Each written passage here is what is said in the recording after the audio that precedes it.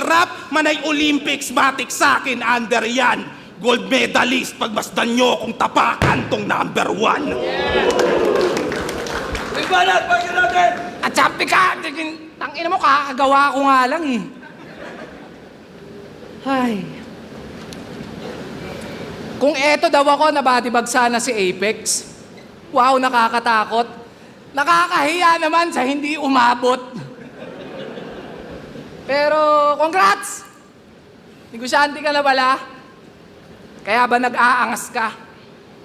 Nagkaroon lang ng tubigan, akala mo kung sino nang umasta. Dapat sa'yo, binobomba. Huwag ka nang maghugas kamay pa. Yung kayabangan, nag-uumapaw, kung gripuhan kita. Alam mo ba, pinagtanong-tanong ko pa yung shop nyo kung san banda.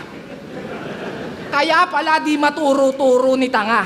Yung niyayabang niyang tubigan, Aqua Plus pala, kulay pink pa. O di ba?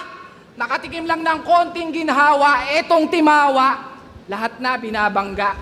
Ganong kakalala, yung dating galing sa wala, nung nakawala, naging walang hiya. Sige nga, ako yabangan mo nang malaman mo kung gaano ka kababa.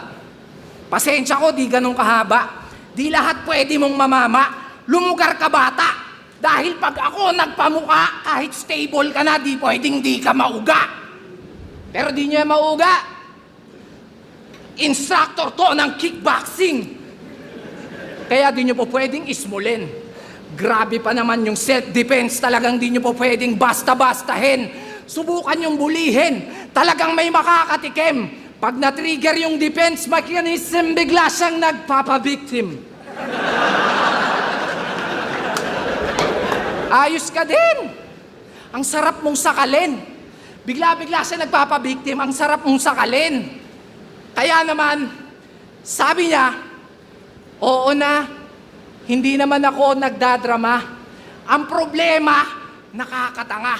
Ah, shit! Hindi siya nagpapabiktim. Ang sarap mong sakalin.